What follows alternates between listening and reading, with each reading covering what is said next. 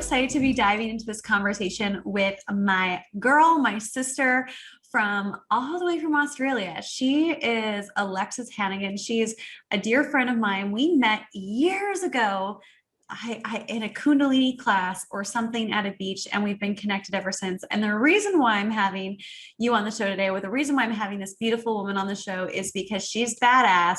She shows up without a filter. She is effing leashed into the world, and she's really a pillar of light, showing up always in a space of truth, self-expression, and really creating a change in the world. And I love connecting with other leaders and people who are unstoppable and just in their truth all of the time. So Alexis, thanks for being here today. Thank you for having me. It sounds, I love how you introduced me. I'm unleashed. You are an unleashed woman. She cannot be leashed. That's awesome. I love it. My last podcast years ago was called Human Unleashed, and it's just like, this is what we do. This is what we are. So I would love to talk a little bit about, like, you're a Kundalini teacher. You've taught all over the world, and you are here to bring truth, to awaken people to who they are. We do very similar work in different ways. And I'd love for you to share a little bit about what's arising within you today, within your experience, maybe even not today, this week. What are you personally noticing within yourself, and what are you noticing collectively? We're just going to go right in. Totally. Yeah.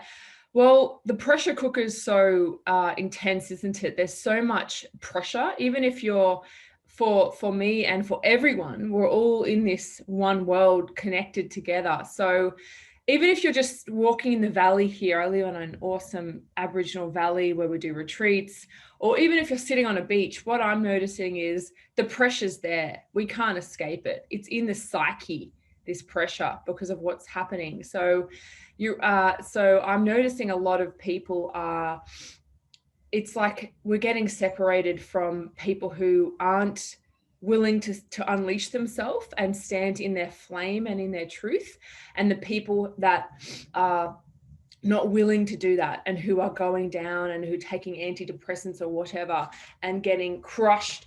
Like, you literally get crushed by this unprecedented pressure. So I'm noticing a lot of people who wouldn't normally even come into doing breath work and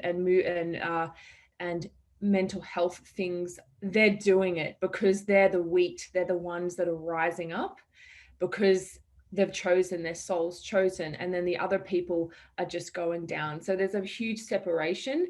And even in myself, I've just stepped up like never before.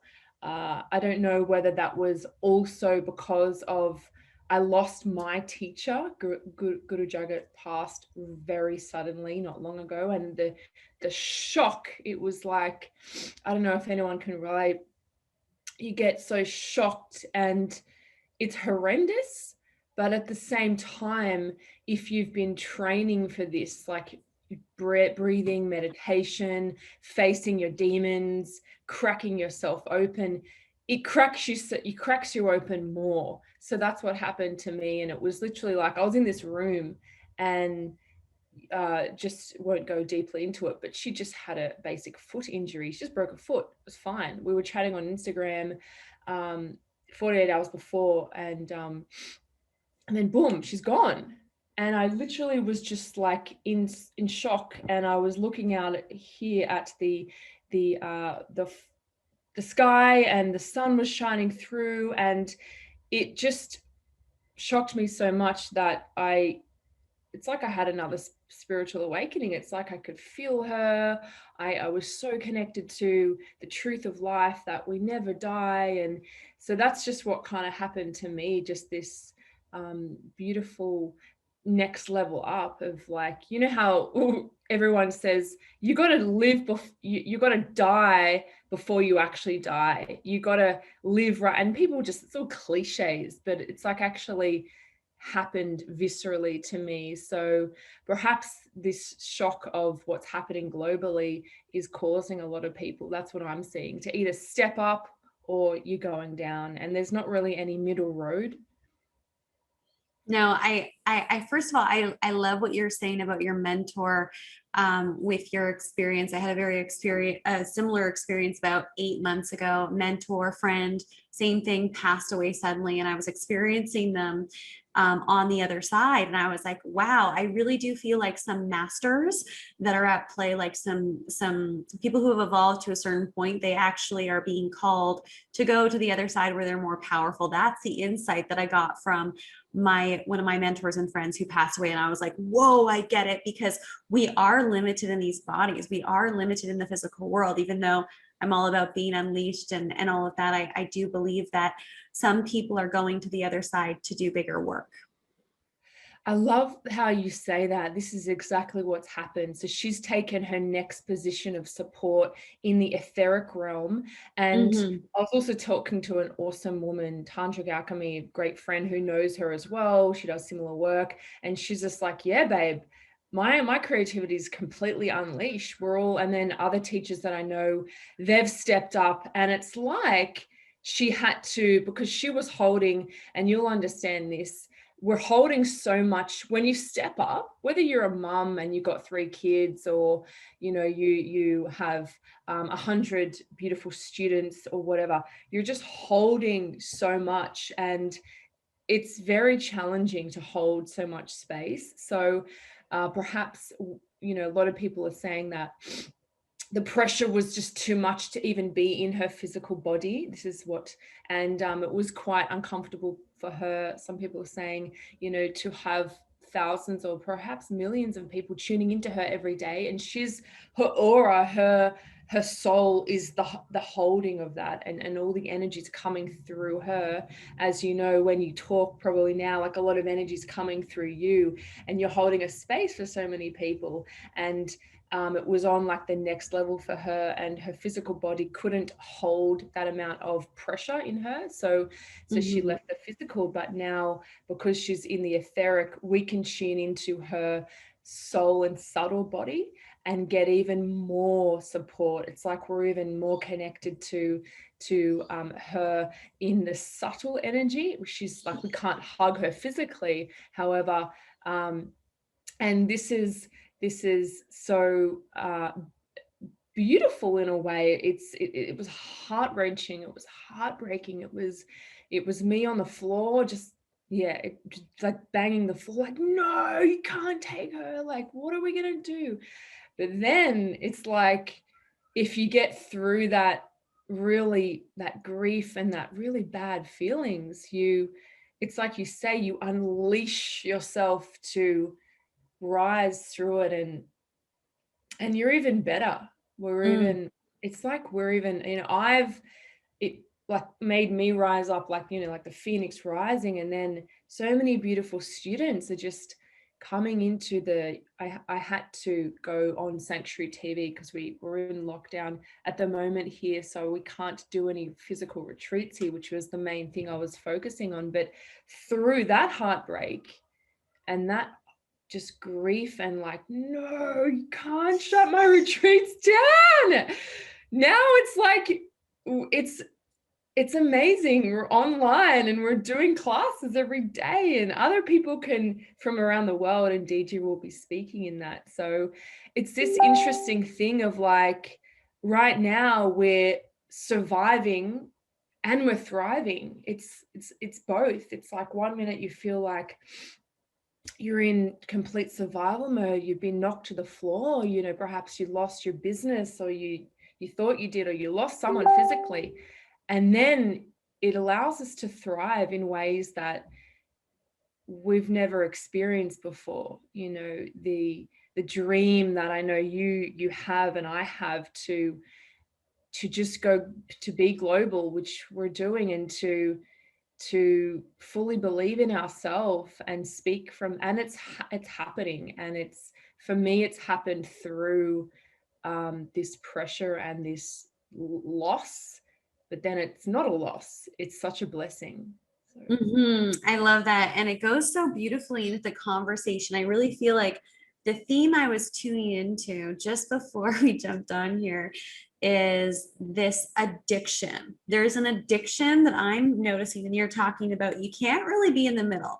I really believe like that you can be in the middle as far as energetically respect, love, education, all those things, but you have to choose where you're at. Who are you choosing to be? What are you choosing to believe? Are you willing to risk it all and trust in yourself enough to fully commit to who you're meant to be? And I think we're talking the same thing, we're just using different language. It's like being fully in the fire, whatever that looks like, moving up against ourselves, our resistance, moving to tears potentially, or whatever it is, the grief, the loss, whatever it is, but trusting and surrendering to something greater than ourselves. And then going beyond that, like what I'm really feeling right now, and I've noticed this a lot from conversations I've been having. Normally, when I have someone on the phone or in community and they're like, what's going on with me, Dee, I'm ready to make a change.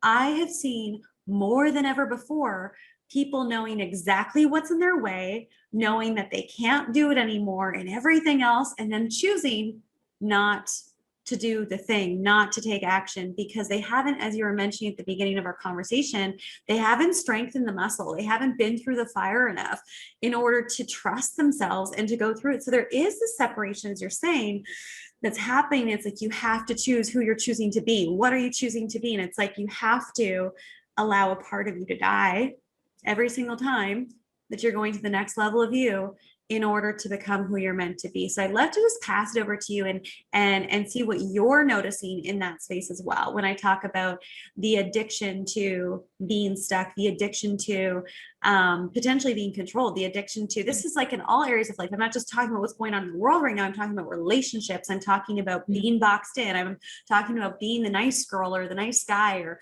following rules or whatever it is. Yeah. So yeah, if we think about it, when we're at school, we're getting indoctrinated into someone who we're told to. It starts down back then, and it's like there's so much compression of falsehood and of, we're born as the soul, we're born as knowing what we like. Hey, we want to do handstands in the back garden now, that's what we like. No, we don't want to, go to church or whatever. I never wanted to go to church when I was little. I was always like hanging onto the bed and like, they're like, we've got to go to church. And like, I knew I didn't want to go into church. And that was my intuition telling me, not that it's bad. I love it as well. But anyhow, I'm just saying, we know. And then years after years, we're told to, be an accountant or whatever. When like I studied commerce, I'm a wild yoga teacher. Like, but that wasn't for me. Like, but I was trying to be successful. I was just like, how can I win? Like, how can I be good at something? And I didn't know, myself at that time, because it's all like compressed or here, literally energetically. And as you do whatever practices you do, you start to peel away just like an onion. You start to get down, and finally what you're saying, I'm rewording it in my words, is you finally have some kind of clarity of who you are, and you've unpacked all this compressed bullshit that is making you do the actions that aren't you, but you don't know you yet. There's too much stuff in the way. And then finally you are connected to your soul. You have space, and you have awareness for when, because people don't even know they're in their neurosis. They don't even, a lot of us don't even, we're just in the muddy soup. We don't even know that's just our life for like 2 decades or 3 decades, and we can't see, there's no awareness. So for a lot of us, it's just like the neurosis is just so much, we can't even see it. And for an example, I do an addiction meditation probably most days, been doing it for some years. And a good example of how this meditation helps. We can even go through it in 1 minute here. It's very, very powerful. How this meditation helps, for an example, is a student was doing it and she was saying, oh, I don't have any time. I don't have enough time, like a lot of people. And she was doing the meditation. And after like a few months of doing it, she started to say, like, because she couldn't see the neurosis she's in. And she didn't know that she was looking in the mirror for hours every day, obsessing, putting makeup, straightening her hair, criticizing, but she didn't know that she was even really doing that. That was just her life. It's just the neurosis is just in front of your face. You don't even know a different reality exists. And then she was just like, I've got a lot of time. And people are like, well, what's going on? What's changed? And then we realized she's not in front of the mirror for 2 hours to 3 hours, in the morning, in the middle of the day, in the evening, doing more makeup, doing this, talking to herself, doing another hair thing. That behavior had lifted off. And so just wanting to bring that awareness is where we're so in our stuff and we can't see us. And so when we apply an activity which reprograms the neurons, it lifts it away, and then we start to have space and awareness. Then we can see the crazy shit that we were doing before, but we didn't even know that was what was going on. And it's similar, like the shock of losing Guru Jagat, and then all of my neurosis in that time, because everyone has neurosis, had gone. And I remember sitting in absolute bliss and loss and grief. It was this weird, like, euphoric moment, looking at the birds and the clouds, chanting a Kal. We chant a Kal when people die. It helps their soul go to the next level. And I'm just chanting. It was one of the most beautiful times in my life. I wish I didn't. I actually had to go down and have dinner with my boyfriend. I wish I didn't even do it. I wish I just sat there for 24 hours, because it had lifted the neurosis that I didn't know was on me. And so I have that like space now to see, like, oh, that's possible. And, now I'm back into the neurosis world of like, oh, I've got to do this. That's not happened yet. La, la, la. And so, yeah, we all have neurosis, but we have to apply badass tools. And that's what Kundalini yoga is. It works, and I do it every day, and it just helps to peel away all this film of crazy neurotic stuff that is in our brain, in our mind, in our consciousness, from our parents, from society. And as we apply the tools, we have to apply it. We can't just talk and read books, whatever. We get to have a different experience, a deeper experience of our soul starts to come out. And that's when we can start to, as you say, the people that start to take action and aren't, it's because like we need to do, it takes a little bit of time, and then we start to get some leverage and clarity of what's been going on. Yeah. I love that.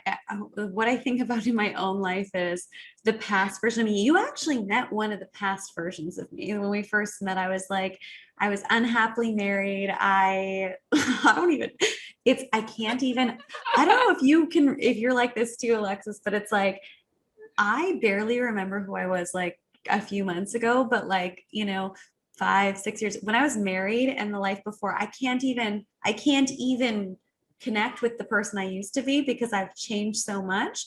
But at that time in my life, I was always so busy. It was like a badge of honor. I'm so busy all the time. And I never had time for myself. I never had time for other people. And I never stayed around too long around other people. But the deeper piece there was there was a deeper fear around being fully seen as who I was, because I had never really had that space and time to really see myself. And so it's like all of these ways that we show up in the world and with our purpose and these practices and Kundalini, it starts to reveal parts of ourselves. And I remember when I first did Kundalini yoga, like actually practiced it consistently, it was at one of my retreats in Bali. And I remember being like, shit, I booked this person to teach Kundalini yoga to this group that I'm facilitating for this week. And I effing hate this. I hated it. I was like, this is the worst thing ever, because I had so much like stuff to like release from my body that I hated it. And now I love it, because it's not about the quick fix. It's not about doing a yoga class that feels fun in the moment. It's about what's going to make me feel better long-term and using the tools. So going back to this, like we don't have too much time for this conversation. I know we're going to do another episode with you. Absolutely. I'd love to hear a little bit, if you do want to take us through this process, and then anything else that you feel called to share on this topic of neurosis and, releasing the layers of self, or anything else you feel called to share in that arena. Wonderful. Yeah, we'll do. Yes. Let's jump straight into the meditation. And I love what you say. I remember our conversation in Bali, and it was just like, it actually pissed me off, because I was like, this woman is amazing. And what you were telling me, I was like, I won't go into it now. It was about, the relationship. I was dating someone that and I was like, I was in Delusionville. Because you know how you can't see you, so I'm just seeing you. I'm like, this woman is you're so radiant, you're so vital, you are so expressive, you're so grounded, yet your Shakti is awakened, you're so passionate, you just got it all, the goods. And I'm like, who the F is this guy? I want to like punch this guy. Like, I was just like, I learned my lesson. I was single for a couple years after that, and now I'm writing a book on love. But oh my gosh, my taste and what I would settle for in relationships, like I can't even but yeah, keep going. Wow. Yeah, it's so like that, isn't it? Because you're in the muck and the mud, and then you're getting lifted out, and then you look back and you're just like, oh my God, I can't even believe like I was like hanging around the whatever, because we can't see. It's like it's all over. I would love to share on that just for a moment, just to give a little back history for anyone who's like, what's going on there? So I was in a relationship with someone, and let's just say this person we were together for sure, but like highlighted all my insecurities. I really do believe relationships are here to teach us and help us grow and illuminate the things that we need to heal. But it was like every single red flag or deal breaker was coming up. But you know what I did? I was like questioning myself, is this really happening? And there must be something wrong with me, so I need to be better. The biggest gift of that relationship, Alexis, was I stopped identifying as my looks, as my personality, as anything that had to do with being physically human. Jealousy dissolved. All of these things that used to arise in the past dissolved. And I was just like, I'm a soul, and my soul no longer wants to be in relationship with that soul. Like I just made a conscious choice.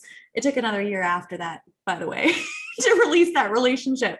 But that relationship, I really believe, was here to teach me that I am nothing superficial. That has nothing to do with what I am in the world. And it allowed me to really strengthen who I am at my core. And in the dynamic, you saw something that I wasn't seeing because I was in it. And we can't see things when we're actually in it. Just to, reiterate what you're saying. So I love it. I love this. Yeah. And this is so why we need real people around us, and real people, women who are like, what the F is this? Who's that guy? Like, and not, That's basically what you said. You were like, who is this guy? You're like, rah. I think you growled or something. We were outside at the Firefly. We were in the sauna in Bali. We were in our bikinis in Bali, and it was just sweaty, and I was getting super fired up, and you were telling me, I'm like, rah, where is this? You actually roared.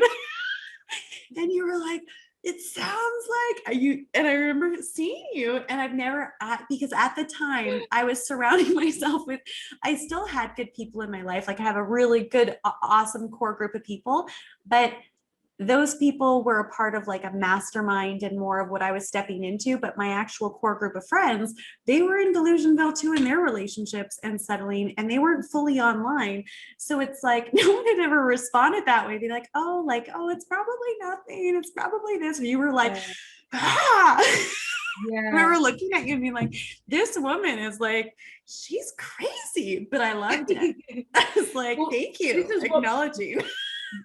thank you. This is what we're saying though, because I think, I don't know whether it's because of the practices that I'm doing, and then it gives you awareness, it gives you the neutral mind. You can Yeah. see neutrally, you can see truth, you Yeah. can weigh up, what's happening positively and negatively. So you're in the la la land, in the swamp of it, can't see clearly, which a lot of us have. And then another person who's doing a lot of practices can, and it's like just truth bombs coming out, Mm-hmm. whereas other people aren't. And then it's more just, you know, um, glossing over it, because a lot of us can't see truth, and No. truth is not pretty.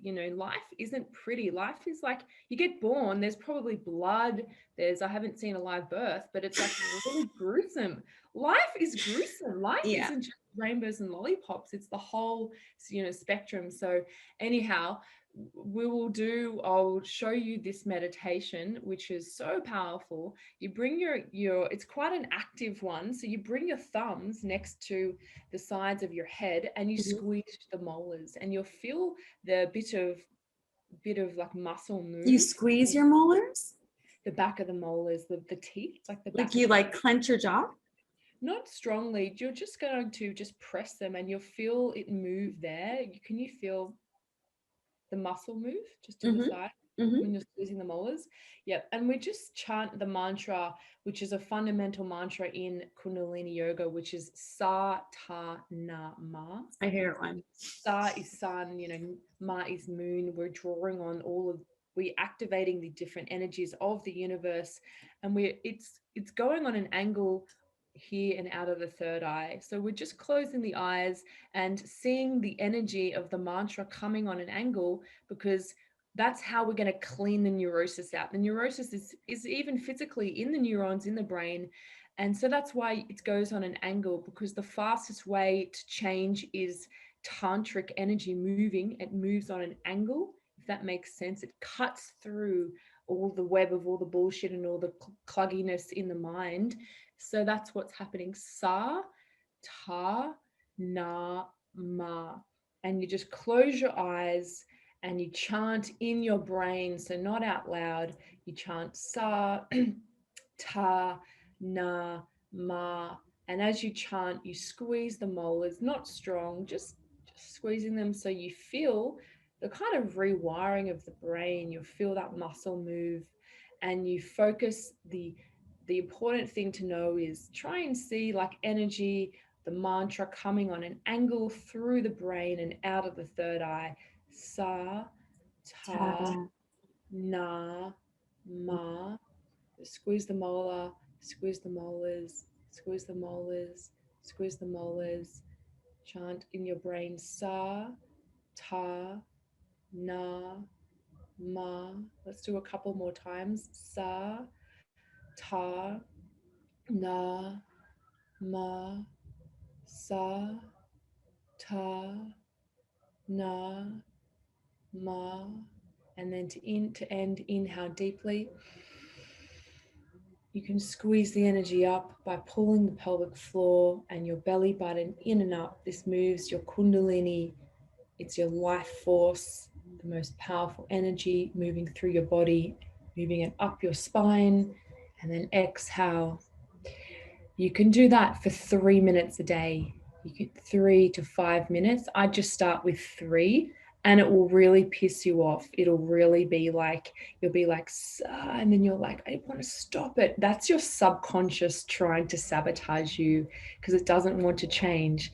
And so just to finish off, if it was easy, we'd all just be hovering on the floor, we'd be manifesting like that. We'd be in the perfect relationships. We'd have, the perfect bodies and the clear minds.